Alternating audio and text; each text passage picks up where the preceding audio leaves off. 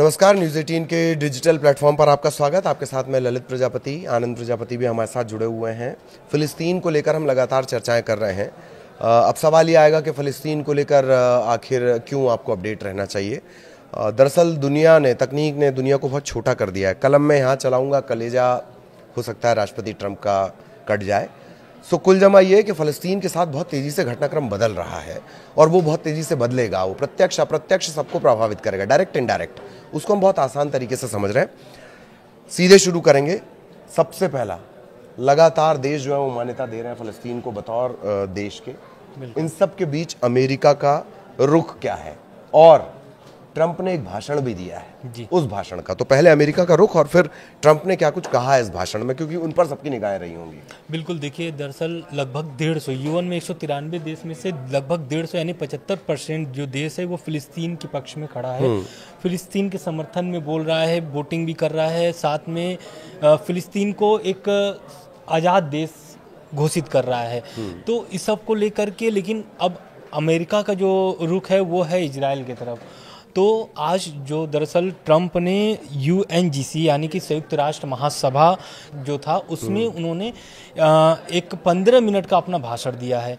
उस भाषण में ख़ास तौर पर इस पर ज़्यादा फोकस किया गया है, मतलब ज़्यादा करके इस पॉइंट को लोग नोट किए हैं गाजा वाले फ़िलिस्तीन वाले मामले पर। दरअसल उन्होंने स्पष्ट कर दिया, उन्होंने बोल दिया है कि अमेरिका जो है वो इजराइल के साथ ही खड़ा रहेगा। और दूसरा रहेगी बात, जो फ़िलिस्तीन को लोग मान्यताएं दे रहे हैं तो एक तरीके से मान्यताएं दे रहे हैं और अमेरिका का आलोचना कर रहे हैं, तो उससे वो सीधे सीधे बचते नजर आए हैं ट्रंप। और ट्रंप ने एक तो और ये बोल दे रहे हैं कि आप तो हमास को इनाम दे रहे हो। हाँ बिल्कुल, हाँ। ये इजराइल और अमेरिका दोनों का कहना है कि आप हमास को एक तरीके से इनाम दे रहे हो, पुरस्कृत कर रहे हो। लेकिन इस पर यूएन के जो चीफ हैं उनका बयान आया है और उन्होंने क्या बोला है, उन्होंने बोला है कि ये फ़िलिस्तीन का अधिकार है, फ़िलिस्तीन का कोई पुरस्कार नहीं दिया जा रहा है, ये फ़िलिस्तीन का जो अधिकार है उसको ही देश मान्यता दे रही है। और आप अगर अभी हम लोग आगे चल के बात भी करेंगे कि फ़िलिस्तीन की क्या इतिहास रही है, क्या चुनाव होते थे नहीं होते थे, वो तो आगे बात करेंगे। एक और बात है कि अमेरिका ने ये तो साफ कर दिया वो इजराइल के साथ खड़ा है, बट फ़लस्तीनी अथॉरिटी को आप यूएन के इस पूरे प्रोसेस में ही भाग लेने से रोक दें, ये भी कुछ हुआ है। हाँ बिल्कुल सही बात कर रहे हैं आप। इस भाषण में उन्होंने स्पष्ट कर दिया है कि फ़िलिस्तीन अथॉरिटी जो है वो यूएन में भाग ले नहीं पाएगा। और जो फ़िलिस्तीन अथॉरिटी के जो अध्यक्ष हैं महमूद अब्बास, उनको वीज़ा नहीं दिया है अमेरिका ने। तो जाहिर सी बात है कि जब वीज़ा नहीं मिलेगा तो वो अमेरिका यूएन नहीं पहुंच पाएंगे। तो वो अब क्या करेंगे, वीडियो कॉन्फ्रेंसिंग के जरिए इस मतलब महासभा में शामिल होंगे और अपनी बातें फ़िलिस्तीन के पक्ष में या फ़िलिस्तीन की बातें करेंगे, वहाँ पर रखेंगे। मतलब वो फिजिकली नहीं आएंगे लेकिन अब वो वीडियो कॉन्फ्रेंसिंग के जरिए आएंगे। अब हम इसके एक और पहलू पर आएंगे और वो बड़ा पहलू है फ्रांस। देखिए, नेताओं के भाषण से इतर जब अधिकृत तौर पर आप बोलते हैं, हमारे यहाँ भी आपने देखा होगा ना, नेता बाहर कुछ और बोलते हैं लेकिन संसद में जो बोलते हैं वो बाकायदा एक रिकॉर्ड बन जाता है। फाइनली फ्रांस ने अधिकृत तौर पर ऐलान कर दिया कि हाँ वो फ़लस्तीन के साथ है। ये थोड़ा सा घटनाक्रम दरअसल क्या है, देखिए आपको भी पता है कि 5 वीटो पावर देश है, उसमें से एक तरीके से ये सुपर पावर जो देश है फ्रांस, उसने मतलब फ़िलिस्तीन को एक तरीके से राज्य का मान्यता तो दिया, मतलब एक देश का मान्यता तो दिया। उस पर जो राष्ट्रपति हैं इमैनुअल मैक्रोन, उन्होंने भी बहुत सारी इस पर अपनी फ़िलिस्तीन को लेकर के और हमास इजराइल युद्ध को लेकर के बातें कही है यूएन में। और एक तरीके से घोषणा भी कर दिया है संयुक्त राष्ट्र महासभा में कि फ़िलिस्तीन एक अलग देश, मतलब एक आज़ाद देश बने। क्योंकि आप भी देख रहे हैं कि लगभग 1.5-2 साल से गाजा और इजराइल हमास का युद्ध जो जारी है उसमें कई बच्चे जो भूखे मर जा रहे हैं और कई इमारतें खंडहर हो चुकी है। तो यूएन में कहा है कि ये सब चीज़ें एक तरीके से ना प्रूफ के तौर पे रखा जा रहा है कि देखिए 1.5-2 साल से जो युद्ध चल रहा है उसमें किस तरीके से इजराइल मतलब नरसंहार कर रहा है। लेकिन कहीं ना कहीं इजराइल भी इससे बचने के लिए बहुत सारे अपने पक्ष रख रहे हैं कि भाई आप जो कर रहे हो, आप जो वोटिंग दे रहे हो। इजराइल का इसमें जो सबसे बड़ा जो पॉइंटर है, जो अभी तक वो बार बार उछाल रहा है, मतलब बार बार इस पर प्रतिक्रिया दे रहा है कि अगर आप फ़िलिस्तीन को एक देश के तौर पर मान्यता देते हैं, आज़ाद देश बनता है अगर फिलिस्तीन, तो उसमें कहीं ना कहीं हमास मजबूत होगा। हमास के साथ साथ ईरान मजबूत होगा। हमास कैसे मजबूत होगा? दरअसल हुआ क्या है कि हमास का आप देखेंगे तो वेस्ट बैंक से लेकर के लगभग फिलिस्तीन में हमास की बहुत पकड़ है। तो उसमें क्या है कि जब 2005 में भी जब चुनाव हुए थे, 2006 में, उसमें भी फिलिस्तीन में जब चुनाव हुए थे तो उसमें भी हमास जो है बहुमत से आया हुआ था।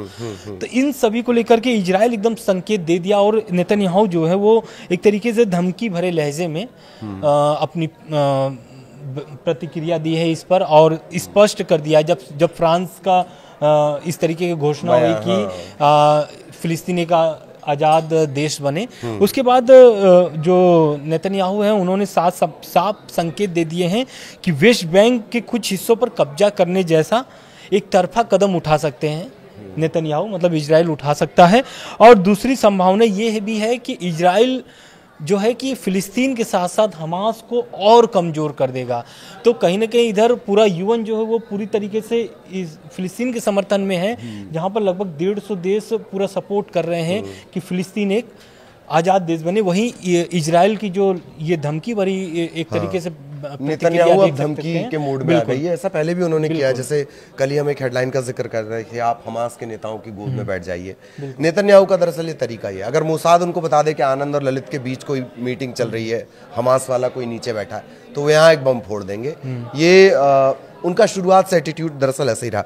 अच्छा आनंद, अभी अपने जिक्र किया फलस्तीन चुनाव से जुड़ा हुआ, बिल्कुल, तो बड़े दिलचस्प है इनके चुनाव, और ऐसा भी नहीं है कि हम उसमें बिल्कुल सिरे से खारिज कर दे कि नहीं, जो हमास है उसकी भूमिका कितनी है, कितने परसेंटेज रहती है, और ये चुनाव भी बहुत इनका थोड़ा सा अगर हिस्ट्री आप बताएं। बिल्कुल, अभी हमने जिक्र किया है जिसमें ट्रंप ने जिसका वीजा रोक लिया था महमूद अब्बास का, वो दरअसल फिलिस्तीन अथॉरिटी के अध्यक्ष हैं और एक तरीके से उन्हीं के नेतृत्व में अभी फिलिस्तीन चल रहा है, क्योंकि लास्ट जो चुनाव हुए थे वो 2006 में हुए थे, और जब ये अध्यक्ष बने थे महमूद अब्बास इन्होंने, तो इनका जो चुनाव हुआ था 2005 में हुआ था चुनाव।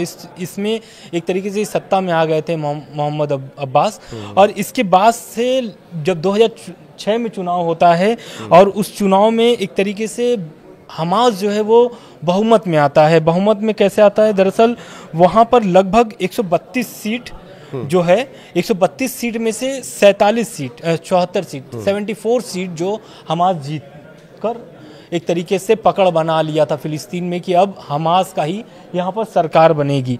लेकिन मोहम्मद अब्बास जो है वो उनका 2009 तक जो अवधि रहती है वो 2009 में कार्यकाल तक, 2009 के बाद से फिर अभी मतलब 2000 अगर आप 6 से देखेंगे तो अब तक कोई भी वहाँ पर चुनाव नहीं हुए हैं। लेकिन अब जो बैठक हुई है, बैठक जो मुस्लिम देशों की बैठक हुई थी, जो अरब देशों की बैठक हुई थी, उसमें इस मुद्दे को लेकर के बहुत मतलब गंभीरता पूर्वक बातचीत की गई है, जिसमें यह भी तय किया गया है कि अब चुनाव होना चाहिए या नहीं होना चाहिए, अगर होना चाहिए तो कब होना चाहिए, क्या महमूद अब्बास जो हैं वो अभी नेतृत्व कर रहे हैं, तो क्या ये फिर से आगे ही नियंत्रित चलते रहे या फिर चुनाव होगा, ऐसा करके। तो जो बात हुई थी 2005 मार्च 2025 में भी बात हुई इसको लेकर के, जुलाई में भी बात हुई 2025 में, सितंबर 2025 में भी इस चुनाव को लेकर के बात हुई। युद्ध विराम जिस समय हम लोग गाजा और हमास का युद्ध विराम भी हुआ था, उस समय भी ये बातचीत हो रही थी कि चुनाव होना चाहिए फिलिस्तीन में। लेकिन अब इसमें जो मैं बात करने जा रहा हूं, बात यह है कि इसमें जो अरब लीग शिखर सम्मेलन जो था, उसमें ये महत्वपूर्ण घोषणाएं जो की गई है कि 2026 के अगले जो वर्ष है 2026 के शुरुआत में या फिर बीच में चुनाव होने की तैयारी जो है कि अरब देशों ने एक मतलब टाइमलाइन दे दिया है कि इस बीच के दरमियान चुनाव हो सकते हैं। लेकिन जब तक अगर युद्ध खत्म हो जाता है तो 2026, अगर युद्ध जारी रहता है तब इसका निर्णय कुछ आगे चल के और भी फैसले बदल सकते हैं। बिल्कुल, ये तो इस युद्ध की टाइमलाइन हो गई। जब हम हमास का जिक्र करते हैं तो हमास वर्सेस फतह का भी कहीं कहीं एक पढ़ने को मिलता है। ये क्या मामला है हमास बनाम फतह का? देखिए वही पूरी मामला है, जैसे कि अगर 2005 के पहले अगर देखें तो फिलिस्तीन एक तरीके से, हालांकि इजराइल इसको आतंकवादी संगठन मानता है, लेकिन वहाँ पर हमास जिस तरीके से काम कर रहा है फिलिस्तीन में, उनका कहना है कि इजराइल जो है वो हमास को फिलिस्तीन को ख़त्म करना चाहता है, ऐसा आरोप है। तो फिलिस्तीन एक तरीके से वो सेवा भाव में आकर के काम कर रहा है, हमास का ऐसा कहना है। तो वो क्या कर रहा है कि उसी को लेकर के, जैसे होता है ना कि जब आप कोई भी नेता अगर उतरता है तो वो क्या बात करता है, जनता का बात करता है, जनता के हितों के बारे में बात करता है, जनता के एक तरीके से भविष्य की बात करता है कि आने वाले भविष्य में कैसा फिलिस्तीन हो। तो बहुत सारी चीज़ों पर इस तरीके से फोकस कर करके हमास ने एक पकड़ बनाया फिलिस्तीन में। और अब 2006 में अगर देखेंगे तो वही जो बात हम आपको कर रहे थे, फतेह वाली बात, 74 सीट जो जीता था हमास ने, उसको ही लेकर के ये जो तनाव बढ़ा, अगर 2006 से देखें तो जब बहुमत में आया उसके बाद से जो तनाव बढ़ा, आज आपको नतीजा देखने को मिल रहा है कि आज इजराइल लगातार हमला लगातार गाजा पर कर रहा है और एक तरीके से पकड़ भी बना रहा है। और इजराइल का तो ये भी कहना है कि अगर इसी तरीके से यूएन में फिलिस्तीन के समर्थन में होता रहा तो इजराइल कोई बड़ा कदम उठा सकता है। अब इजराइल का चूंकि आपने जिक्र कर दिया है कि इतिहास और भी बता दें, इजराइल को अक्सर ऐसा लगता है कि कहाँ कहाँ उसके दुश्मन मौजूद हैं, लेकिन आपने जो पूरा, मैं आपको वो कमेंट बताऊंगा जो मैं बोलना चाह रहा था, लेकिन आपने जो जिक्र किया है ये तय है कि हमास की फिलिस्तीन में स्वीकार्यता लंबी चौड़ी और तगड़ी है। जो परसेंटेज आप बता रहे हैं उस हिसाब से ये तय है कि उसकी स्वीकार्यता बिल्कुल अगर चुनाव होता है 2026 में तो कहीं ना कहीं हमास एक तरीके से पकड़ बना करके अपनी सत्ता काबिज कर सकता है, सत्ता में आ सकता है। और इससे क्या होगा, इजराइल बहुत ज़्यादा कमज़ोर होगा। क्योंकि कहीं ना कहीं लोग इसको मानते हैं कि ईरान का प्रॉक्सी है हमास, तो कहीं ना कहीं एक तरीके से ईरान की सरकार वहाँ पे बन सकती है, ऐसा भी कहा जा सकता है। बिल्कुल। तो नेतन्याहू जब भी डाउट जताते हैं, यही नेतन्याहू थे, इन्होंने बतौर कैबिनेट मंत्री यूएन में जाकर ये डाउट जताया था कि इराक के पास तो बहुत खतरनाक हथियार है, फिर हमला होता है, पूरा घटनाक्रम बदलता है। वो खतरनाक हथियार आज तक ना तो अमेरिका खोज पाया और ना तो खुद नेतन्याहू खोज पाए हैं। ये और बात है कि तब वो कैबिनेट मंत्री हुआ करते थे, अब वो खुद एक मुल्क के अगुआ हैं, अब तो और ज़्यादा स्वतंत्रता है उनके पास। जब भी उनके करप्शन के केस खुलने वाले होते हैं वो एक नए मोर्चे पे युद्ध शुरू कर देते हैं। अब देखिए इस बीच अब एक और खबर आ रहा है। दरअसल क्या हो रहा है कि जैसे फिलिस्तीन को एक राज्य के तौर, स्वतंत्र राज्य के तौर पे मान्यता जो दे रहे हैं देश, यूरोपीय देश, उसमें ब्रिटेन से जुड़ा हुआ एक बहुत बड़ा खबर आ रहा है। दरअसल क्या हुआ है, ब्रिटेन के जो प्रधानमंत्री है कीर स्टारमर, उन्होंने फिलिस्तीन को एक स्वतंत्र राज्य के रूप में मान्यता तो दे दी है, लेकिन अब फिलिस्तीन उल्टा ही उनके ऊपर चढ़ रहा है। मतलब ब्रिटेन पर एक तरीके से ये भी हम कह सकते हैं कि भारी मुआवजे की मांग कर दी है। दरअसल ये हुआ क्या है कि सिर्फ मुआवजा बल्कि वो तो कोई इतिहास का वो भी लेकर आ गए, रूल्स भी लेकर आ गए। बिल्कुल आप सही कह रहे हैं। ब्रिटिश मैंडेट कॉल एक है 1917 से 1948 के बीच में, तो ये एक तरीके से दावा महमूद अब्बास ने ठोका है। बोला है उनका कि ये जो नुकसान हुए हैं फिलिस्तीन की, इसमें ब्रिटेन जो था उसमें भारी नुकसान करके गया है, तो इसका मुआवजा ब्रिटेन को देना पड़ेगा। अब अगर हम देखें तो इस पूरे विशेषज्ञों को इस मामले को लेकर के देखें तो विशेषज्ञों ने इस मुआवजे का अगर राशि निकाला है तो लगभग 2 लाख करोड़ डॉलर, यानी कि अगर रुपए में अगर हम लोग इसको तब्दील करें तो 2.65 लाख करोड़ रुपए। तो ये बहुत भारी रकम है। भारी क्या है, ये ब्रिटेन की कुल अर्थव्यवस्था के बराबर है। बिल्कुल। तो लेकिन मैं इसी पॉइंट्स पे थोड़ा और चाह रहा था कि दर्शकों को आप बताएं कि एक ऐसा दौर जबकि जो अब्बास हैं, मतलब होता है कभी कभी कि हम लीग से चलते चलते ट्रेन डिरेल हो जाती है।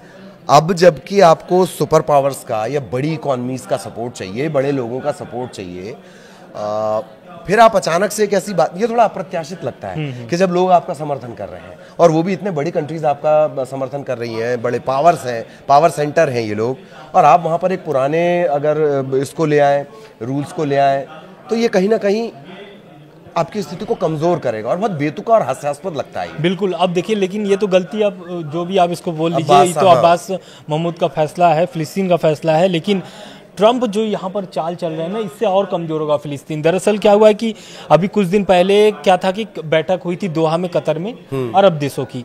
अब अरब देशों के, मुस्लिम देशों की जो बैठक हुई थी, अब क्या हो रहा है कि ट्रंप भी इस इस मतलब बैठक में 8 मुस्लिम देशों को बुलाए थे, जिसमें ये बैठक वैसा है कि उधर यूएन में अपनी प्रोसेस चल रही है और ट्रंप अपनी बैठक ले बिल्कुल यूएन के भाषण के पहले ही ये बैठक कर चुके हैं ट्रंप। और इस बैठक में यूएई, सऊदी अरब, कतर, मिस्र, जॉर्डन, तुर्की, इंडोनेशिया और पाकिस्तान, ये देश सभी शामिल थे। ये 8 देश से ट्रंप ने बैठक की है और बाकायदा इसी मसले को लेकर के बात किया है कि गाजा, फिलिस्तीन, हमास, इजराइल, टोटल इस पर बात हुई है। और आप भी जान रहे हैं कि अरब देश संबंधित कितने जो देश हैं वो फिलिस्तीन को ऑलरेडी मान्यता एक स्वतंत्र राज्य के रूप में दे चुके हैं। बिल्कुल। लेकिन क्या इससे ऐसा देखिए, इस बैठक से जुड़ा मैं एक सवाल करना चाह रहा हूँ कि क्या इससे ऐसा देखा जा सकता है कि जब 50 देश आए, ताज़ा कतर पर हमला हुआ था, एग्रेशन ज़्यादा था, गुस्सा ज़्यादा था, नाराज़गी ज़्यादा थी, लेकिन अब आप 8 देशों के साथ चर्चा कर ले रहे हैं, तो एक तरह से क्या अमेरिका वाली पॉलिसी पे है कि सबसे पहले तो फूट डाल दी जाए, क्योंकि ऑब्वियसली सबके व्यावसायिक हित जुड़े हुए हैं एक दूसरे से। दरअसल देखिए, आप अगर अमेरिका और इजराइल दोनों का अगर आप दाव अगर देखेंगे कि किस तरीके से पॉलिसी चल रहे हैं, किस नीति से वो चल रहे हैं, इधर इजराइल नेतन्याहू जो है लगातार धमकी दे रहे हैं और उधर ट्रंप क्या है बैलेंस बना रहे हैं। बैलेंस क्यों बना रहे हैं? और ट्रंप को भी पता है जो देशों से उन्होंने बैठक किया उस 8 देशों में यूएई, सऊदी अरब, कतर हालांकि मैं पहले भी बता चुका हूं कि एक तरीके से वो सेंटर है, अमेरिका पूरे मिडिल ईस्ट को वहीं से मॉनिटर करता है कतर से, बिजनेस पार्टनर है अब तो। और कतर में ही ये बैठक हुई थी, तो कतर भी इस बैठक में शामिल हुआ था ट्रंप के बैठक में। तो कहीं ना कहीं हो सकता है आने वाले समय में कुछ और फिलिस्तीन से संबंधित तस्वीर और कुछ देखने को मिले, या फिर ये भी हो सकता है कि आने वाला जो 2026 है फिलिस्तीन में नए तरीके से चुनाव हो और ऑलरेडी 150 देश जो है वो मान्यता फिलिस्तीन को दे चुके हैं। तो यही रहेगा। कई सारे सवाल अब जो इसके बाद खड़े हो रहे हैं कि चुनी हुई सरकार हम पैलेस्टीन यानी फ़लस्तीन में देख पाते हैं, या डोनाल्ड ट्रंप अपना जादू चला पाते हैं, या वो तरीका कि इजराइल को कह दिया जाओ जाके थप्पड़ मारो, फिर धीरे से अमेरिका जाके गाल सहला देता है कि बाबू लगी तो नहीं। ये वाली स्टाइल में काम चल रहा है। लेकिन जो भी पहलू होगा उसी तरह आसान तरीके से जियो पॉलिटिक्स को हम आपके लिए डिकोड करेंगे। फिलहाल दोनों को इजाज़त दीजिए। नमस्कार।